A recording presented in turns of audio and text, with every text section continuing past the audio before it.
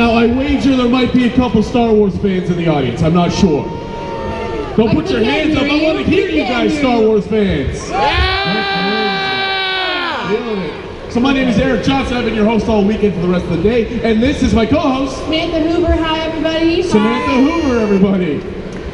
So unfortunately, David couldn't join us today, Darth Vader. He's not necessarily feeling well. But he is going to be remaining at his booth for autographs and photo opportunities, guys. So just, you know, it is what it is. Yeah. But thank you guys for understanding. Thank you so much for understanding. But without further ado, let me introduce to you. You know him best as his role for BB8. And I gladly introduce to you Brian Herring. Give it up, guys. Brian Herring, everybody. Hi guys, how are you? Good. Dave sends his apologies, and hopefully I can fill in and make up for any gaps in your entertainment. So far, so good. So what we're going to do, guys, if you have a question, come up to either my side or Sam's side, come on up and ask away, and he'll do his best to answer it. If you don't hear it, I can repeat the question for you guys, and repeat the question for you. Okay, cool. So does anyone have any questions? Feel free to come up. If you don't want to come up, guys, I'm over here. Just come up right to the come see front. Sam. My mic can't reach that far, sorry. Perfect, wonderful.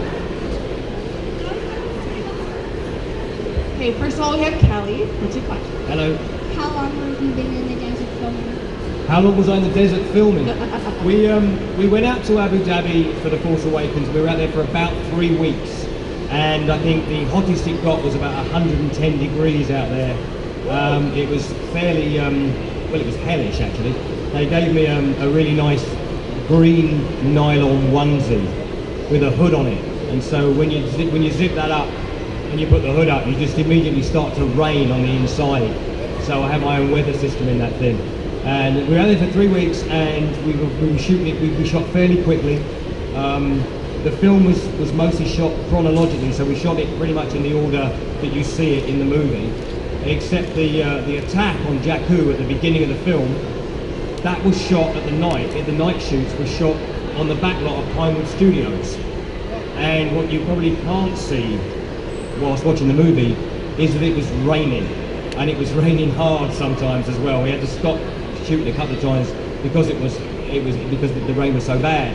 But it was weird to have been out in that ridiculous blazing heat, and then to come back and shoot the night stuff, and they were holding an umbrella over BB8 while I was standing in my green nylon getting wet. But that's the film industry, I guess. So yeah, about 3 weeks. Thank you, Kelly. Any other questions at the time being? Yeah, feel free to come up. We have lots of time. We got time. Yeah, we got time. Maybe get some of your starstruck. I don't know. Yeah. You always got a good question. I know. I'm not a huge Star Wars fan, though. He is. All Okay, right, he I'll is. ask a question then. Sure. Okay. How did you land the role of BB-8? What was the process about that? I got the role of BB-8 because I've been a puppeteer for about 22, 23 years. I worked with the Jim Henson Company over the years, and I've done a lot of stuff on children's TV in the UK. I did Muppets Treasure Island, I did a little bit on Muppets Most Wanted. I've done a few movies before. I did like Hellboy 2 and Prometheus, Hitchhiker's Guide to the Galaxy, 28 Weeks Later, that kind of thing. And I worked on Prometheus for a gentleman called Neil Scanlon. Now Neil is the head of the creature department on Star Wars, and he won an Oscar for a film called Babe. I don't know if any of you guys remember that, about the little pig. Yeah. Well, that was Neil's work. He was working with the Jim Henson Company at the time, but he personally won an Oscar for his work on that. And I was on the phone to him about something completely different, and I was kind of moaning there wasn't a lot of work around. And then I remember saying, and now I suppose I have to find out who's got Star Wars and kick his door in. And then he said, well, don't do that because I like the door. And I went, oh, right, okay, thanks Neil, sorry I didn't realise. And he said, oh, don't worry, I'll find you something. And he did. He made me the puppeteer consultant for The Force Awakens. I did that movie for 16 months, and then during that process, we started off by doing a lot of R&D for other puppets. There were a lot of other puppets which I'll talk about if you wanted to. But then BB-8 rolled into the department, if you will, and they just started to work out how to do him. And I was doing all the character tests for it. So eventually we demoed it to JJ, and JJ said to myself and Dave Chapman, who's the other puppeteer I work with, He said, love it, love the puppetry, love the way you're doing it. Go read the script, you're in the movie. Wow. So that was that. Amazing. Yes, Wow. that was, Wonderful. yeah. Awesome. Okay, we have Natasha with a question. Hello. How are you? I'm fine, thank you. So for the past 2 years, I've been studying as a film student, and I've started working in films. I've been very fortunate. And Morg is a director and writer, so as a writer, I'm kind of huge on backstories. And I was just wondering, what do you think BB8's relationship is like with Poe Dameron, and any possible sort of backstory? Oh, wow. In your own sort of headcanon. In my own head, he's a BB8 unit, orange and white, one of a kind. So I'm guessing that somewhere down the line, Poe has had one of these, and it's only me. This is not canon. It's not anything. I just imagine that he's got this one, like Luke and R2. You know, they work a certain way and they get on really well together. So there's a load of comics out at the moment which I get to catch up on where They're he's. fantastic. Yeah, are they good? BB8 is so sassy. And Okay. It's fantastic. Well, yeah, and I just imagine he's the one that he's got him from somewhere, and he's probably saved his bacon a couple of times. So I imagine they've got a strong bond. Yeah. Watching you behind the scenes is fantastic. So to actually be here and talking to you is fantastic. Thank you for coming. Thank you very much. Wonderful. We've got Sydney over here with Hello. a question. Hi. What character did you like playing most? In everything I've done, Yes. that one. Okay. It's my most favourite, and the reason it's my most favourite is because I really got to get my teeth into it, and I did a lot of work on it. And how old are you, if you don't mind me asking? Oh, really good. How old are you? Oh, 7. 7. I was 7 years old when the first Star Wars film came out, when the original one came out in 1977, and I was blown away by the whole thing. I was obsessed with Star Wars. In fact, I had a report card as a kid that said that my obsession with Star Wars will not lead me anywhere, and I should probably concentrate more on my schoolwork. I must try and find that thing, but it's I got into terrible trouble at the time. But and then to be able to go and work on it, and to be able to go and work on it with Harrison Ford and Mark Hamill and Carrie Fisher and Anthony Daniels and Peter Mayhew, all the people I had on my wall as a child. It was just the most amazing thing, and so yeah, it means a great deal to me to have been part of it. So that one. Thank you for your question. Very good question. Amazing. Thank you. This is Lucas. Lucas has a question. Hey, Lucas. Is BB8 gonna be in the new movie? Here we go. Now, Lucas, do you mean Rogue One or do you mean Episode 8? Episode 8. Right. Okay. Don't tell anybody. Yes, he is. Wow. Very cool. You heard it first here at Hamilton Comic Con. Give it up for Lucas. Very good, Lucas. Thank you. Yeah, we wrapped on Episode 8 about 10 weeks ago, and I can tell you nothing about it other than the fact it's really good. We'll take your word for that. Who else has a question for any of us? If anyone doesn't have, I may have a question. Now, working with Jim Henson and having, puppets that have faces and arms and teeth and eyes and stuff. As a puppeteer, that process to create those characters and those kind of movements are one thing. But when you're handed BB8, which is, basically 2 balls. Yeah. Excuse my French. What was that process for you to be able to get in there and animate with just so little to work with? Sure. Okay. Well, the first thing is, this thing is really a testament to the design, because J.J. Abrams came up with it. It was it's been quite widely reported. He kind of wrote this thing on a post-it note or a napkin, and he drew pretty much this. It looked a lot like this. Had a little mouth and a face, and then he went to a guy called Christian Altman who works over at Lucasfilm, and he took this design and the colour scheme and a whole load of the other way it was going to work and that kind of thing, and the way it would look. Then it came over to London. It went into our department, and a guy called Jake Lunt Davis then took it to BB8 as you see it now. So he designed a lot of these panels, and this face went through an awful lot of configurations. So they really changed this around. There's a lot of different versions of it. And then I was given a version by a gentleman called Josh Lee, who's one of the engineers who works in our bridge department. He built a BB8 that was about this big. It was a styrofoam ball, with a little head, and I could turn the head, and it was about this big, and I did a bunch of little character studies with it against black, and I was wearing black, and just drove it around. And the second you picked it up and looked at it, and you could make his head go, you know, you could just like make the head go down, or the, you know, if it was surprised, you could make roll him back and make the head go up, and just, you know, make him look at things.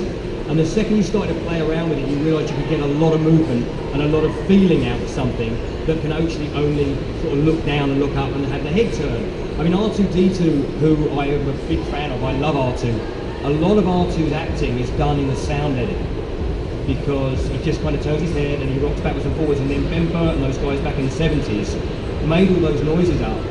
And so you can tell if R2 is angry by the noise he's making, because equally you could change R2's dialogue and make him sound happy, you know, by doing the same move. But with BB8, we're really lucky, because if you want him to look sad, you just kind of just drop the head, you know, or if you want him to be surprised, just bring it up really fast. And if, you know, he can look around, because he's so mobile as well, you can really get a lot into it. So by spending some time with Dave Chapman and a video camera, and we would just play around with it, and we would see what it would do well, what it would not do very well, and the stuff it doesn't do very well we don't do. You know, you work out with any of these puppets what they look good doing, and you do that as much as you can. They said that there will be various things it would never have to do, like go downstairs. And if you've seen that movie, she goes down in that corridor. That's a real shot. That's not CGI. So I went into the set about 2 days before we shot on it, and there were these stairs. We tried to take it downstairs, but we were using human stairs, which, you know, not very deep, and its body's too big. It won't sit. So we can't do stairs. And then we looked at the spiral staircase on the set, and we thought, well, maybe we could do this. And we said, well, we have to do stairs. And they went, no, we've spoken about it. We won't have to do any stairs. So that was on the Monday. We were doing something else on the Tuesday. We came in on the Wednesday morning, and the second assistant went, yeah, Brian, can you bring down a couple of them stairs at the beginning of that shot? You told us we didn't have to do, no, well, he only wants a couple. So we went out of rehearsal, and we managed to do it. And then JJ would go, yeah, can you just go up a couple more? Go back. There was 15 stairs on that, and we did that about 12 times. So we had to bump him down. He weighs about 25-30 pounds, that particular version of BB8. So there are various versions. Did I say that? There's about 7 different versions of BB8 in the movie, and the one we use the most is a rod puppet. So I'm digitally removed from the thing afterwards in my gorgeous green onesie. So we're bumping him down, because I decided that he was going to come down the stairs. He's kind of like a bum shuffler. You know, when little kids, they don't really walk downstairs, they come down on their backsides. Well, we thought that's how we do it, you know, so he doesn't like it. So if you see him in the movie, he looks down and checks the step, and then puts his head back and just goes, bonk, and then he checks the next one and does that. So we shot that a few times, and by the end it was getting fairly heavy.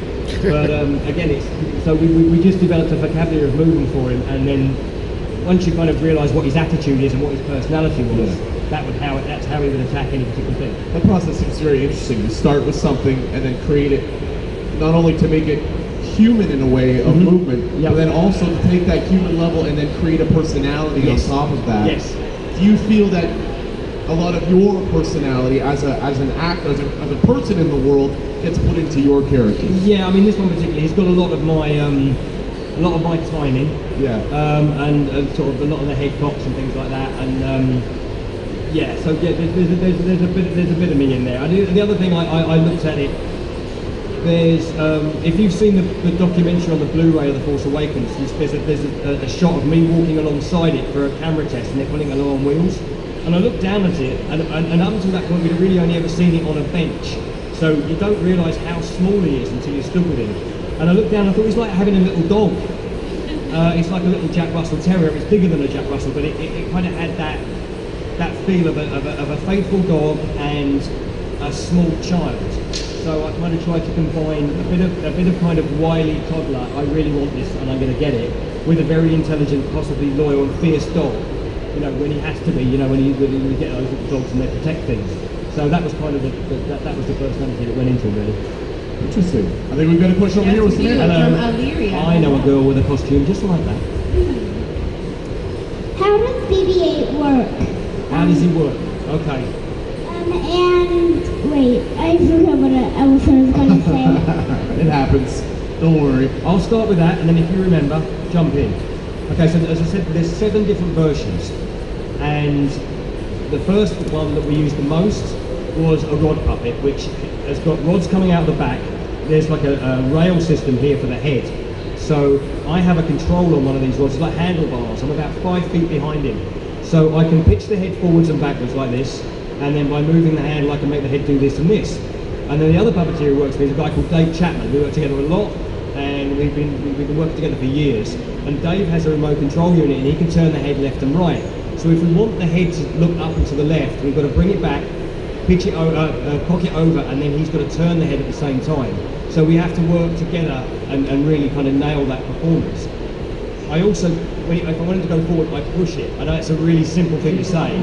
So it starts to roll, and then with this handle I can move it like this, and it moves the ball left to right, so that it's doing this, it's going forwards, but it's also doing that. And this pattern is offset, so it's an optical illusion that makes it look like it's spinning in all directions. So that's the first one, and that was the one. So that was the preferred one because it was the easiest one to correct.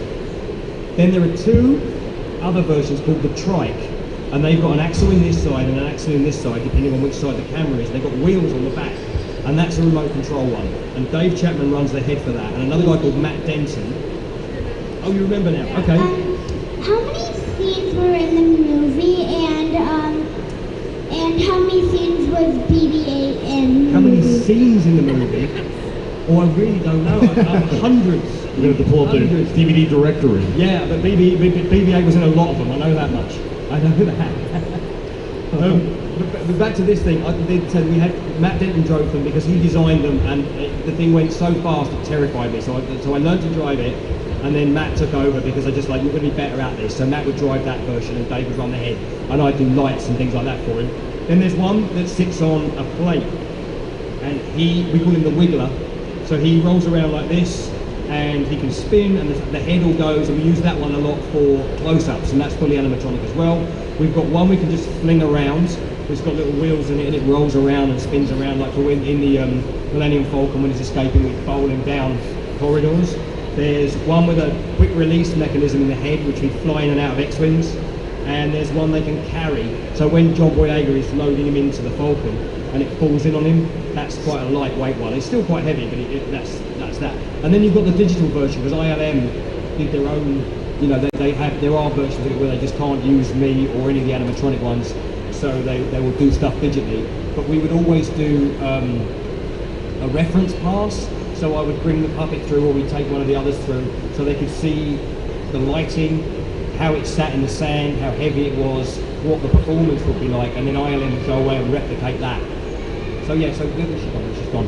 So there were 7 physical versions and then 1 digital version. And then of course there was the other version that appeared at Anaheim at Celebration a couple of years ago, which runs on its own without help from anybody except the pilot. And that, I have no idea how that works. That's really clever. That's magnets and all kinds of crazy stuff that Matt Denton and Josh Lee, they felt they had unfinished business. They really wanted to make that work, and they really did. So that was great. Okay, we've got Sebastian over here. Sebastian, nice and loud, okay, Sebastian? What was your first puppet? What was my first puppet? Wow. I'll tell you what my first puppet was. Many years ago, I mean, I never intended to be a puppeteer. It was a job I fell into completely. And I got a job on a TV show in England called Spitting Image, which was a satirical puppet show. And at the time it was puppets of John Major. They used to do Margaret Thatcher, Ronald Reagan, all the presidents, and it was weekly, and it was all it was satirical. And the first puppet I got on there was one of the Queen's corgis. And so there were always sketches with the Queen and Prince Philip, and they would always have the corgis doing crazy, sometimes not things you want your kids to see, in the background. And yeah, that was my first puppet was one of the Queen's dogs. And then you make it to Star Wars. And then I'm in Star Wars, yeah. That's good, Sebastian. And then we've got one over here, then Sydney's got another one. We got William over here. Hi, buddy. Great to meet you. Quick question. I know that you've said there's 7 iterations of that BB8 alone. I don't know if it was mentioned before, but was there any other prototypes before this one that was not BB8? No. No, it was. We were always working towards this one because he's the only BB8 in the movie. He's the only BB unit in the movie, so it was all about him. So they never. There weren't even any others with it. I did one little test with the styrofoam guy before he looked like that. Oh, so no other concept designs other than this? No, always no. was BB8. Yeah, it was always BB8, and it was. I think by the time I got to it, it was always orange and white as well. There were various other. I mean, there's a lot of stuff. I think Christian Oxman did a whole load of different designs where he's got like a big axle around the back and a central wheel, and they're all around. They're in like the art of the Force Awakens. There's a lot of. You can see the progression. But there were no other programs. So you were involved a little bit in the design at all? The only thing I had anything to do with the design was this eye. You see this orange ring here? The eye breaks the orange ring. If you can't see, look at any picture of BB8. And originally this eye was much lower. And the same day that I got the idea about the dog, I looked down at him and realised that if his eye was pointing straight out, he'd be staring at your knees fundamentally, or maybe a little higher. And I'd have to pull the head back all the time to make him look at the actors. So I got them to move the eye up by about 1.5 inches, just so it went from there to there. And having a big wide-angled eye, and just that little thing made it so much easier to work in. Thank you. And it actually makes it more dog-like. Yeah. Well, the dog is always below you looking up, and the eyes are on top. Yeah. Very interesting. Cindy's got another question. Great. She's full of them today. Here you go. Puppeteering. What got me into puppeteering, if I'm really truthfully honest, is the need for a job. And I went along to this audition at Spitting Image, and I knew a guy who said, oh, there's these auditions, and I went along and they said, oh, have you done puppets before? And I said yes. I said that I'd worked on a tour, a theatre tour of a show called Little Shop of Horrors, which you may have seen or may have known the movie. And they went, oh, it's very different. They explained to me what I had to do. I had worked on the tour of Little Shop of Horrors because it had come through my local theatre where I was working as a stage technician, and I moved the scenery. Since then, however, I've done Little Shop of Horrors about 10 times. I've toured it nationally. I've done it in the West End, so I feel I'm making up for, I'm paying penance for that. But no, I needed a job, and now I have one. Cool. That's where lying gets you, everyone. Cool. Like all good actors, you fake it till you make it, Exactly, right? exactly. I told the director I was able to skate once, and I got cast as a hockey player, and then I showed up to set, and I can't skate. So we figured that one out. We got one more question. Time for one more question. Okay. Hi. Neil deGrasse Tyson has gone on record saying that a real BB-8 would not be able to roll in the sand, it would slip. As someone who actually worked on BB-8, what is your rebuttal to that? He's probably right. He's a really smart guy. You know, it's I don't know.